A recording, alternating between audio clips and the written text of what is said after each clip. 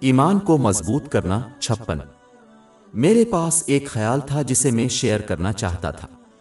میں قرآن پاک کی درج ذیل آیت پر غور کر رہا تھا، باب 29 العنکبوت آیت 38۔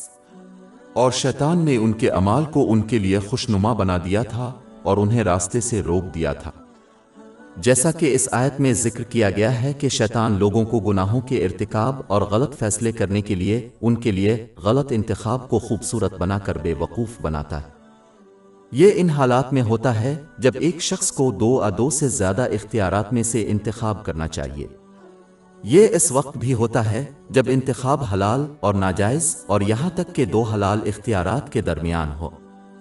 اگر شیطان کسی کو گناہ کی طرف رہنمائی نہیں کر سکتا تو وہ اسے کمتر اختیار کی طرف رہنمائی کرنے کی کوشش کرتا ہے، چاہے وہ حلال ہی کیوں نہ ہو، اس امید پر کہ یہ کسی قسم کے گناہ کا باعث بنے گا، جیسے کہ کوئی شخص زندگی اور تقدیر کے بارے میں شکایت کرتا ہے۔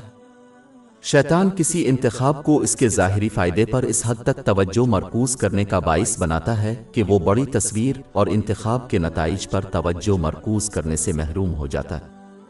ایک بالغ پھر ایک بچے کی طرح برتاؤ کرتا ہے جو اپنے اعمال کے نتائج پر غور کیے بغیر انتخاب کرتا ہے۔ لوگوں کے گناہ کرنے کی ایک اہم وجہ یہ ہے۔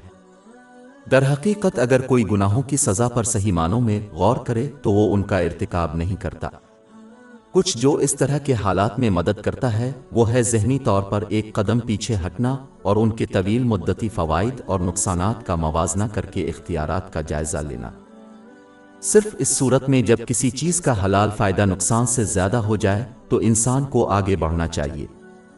دوسری چیز جو مدد کرتی ہے وہ ہے ممکنہ اختیارات کے نتائج پر گہرائی سے غور کرنا۔ کچھ انتخاب جائز ہو سکتے ہیں لیکن اگر کوئی ان کے ساتھ آگے بڑھتا ہے تو یہ طویل مدت میں ان کی زندگی کو مشکل بنا سکتا ہے۔ مثال کے طور پر بعض اوقات لوگ کسی ایسے شخص کے ساتھ شادی میں جلدی کرتے ہیں جس سے وہ بظاہر محبت کرتے ہیں۔ وہ دوسرے اہم پہلوؤں پر غور کرنے کے بجائے اپنے فیصلے کی بنیاد صرف اور صرف اپنے جذبات پر کرتے ہیں، مثلاً اگر ان کا ممکنہ مستقبل کا شریک حیات ایک اچھا جیون ساتھی یا اچھا والدین بنائے گا اور اگر وہ اللہ تعالیٰ کی اطاعت میں ان کی مدد کرے گا۔ بہت سی شادیاں طلاق پر ختم ہو چکی ہیں کیونکہ جوڑے نے ممکنہ شادی کے طویل مدتی مضمرات پر غور نہیں کیا۔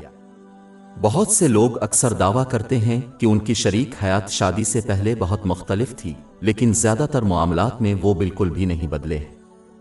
سچی بات تو یہ ہے کہ شادی سے پہلے انہوں نے ان کے ساتھ اتنا وقت نہیں گزارا تھا، اس لیے انہوں نے کچھ ایسی خصوصیات کا مشاہدہ نہیں کیا جو شادی کے بعد ظاہر ہو گئی۔ کچھ اکثر کارروائی میں جلدی کرتے ہیں اور بعد میں پچھتاوا ہوتے ہیں کیونکہ ان کے انتخاب نے انہیں مزید پریشانی کا باعث بنایا، اور بہت سے معاملات میں یہ مسئلہ پہلی جگہ کوئی بڑی بات نہیں تھی۔ اس قسم کی کارروائی سے صرف اس صورت میں بچا جا سکتا ہے جب کوئی صورتحال پر غور کرے اور ایک قدم آگے بڑھانے کے وسیع تر اور طویل مدتی مضمرات اور نتائج کا مشاہدہ کرے۔ فیصلہ کرنے سے پہلے کسی کو صرف یہ اندازہ نہیں لگانا چاہیے کہ آیا کوئی چیز جائز ہے یا ناجائز۔ اگرچہ یہ ابھی تک غور کرنے کی سب سے اہم چیز ہے، یہ واحد چیز نہیں ہے۔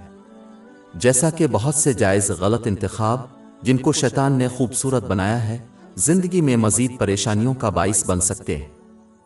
خلاصہ یہ کہ کوئی بھی انتخاب کرنے سے پہلے ایک شخص کو ایک قدم پیچھے ہٹنا چاہیے اور قرآن پاک اور حضرت محمد صلی اللہ علیہ وسلم کی روایات کی روشنی میں اس کے حلال ہونے اور اس کے ممکنہ طویل مدتی فائدے اور نقصانات پر گہرائی سے غور کرنا چاہیے۔ اس پر جو بھی اس طرح کام کرتا ہے وہ شاذ و نادر ہی غلط انتخاب کرے گا، وہ بعد میں پچھتائے گا۔ ہماری ویب سائٹ www.sheikhpod.com پر 400 سے زیادہ مفت e books, audio books, infographics, podcast اور بلاگ دستیاب ہے۔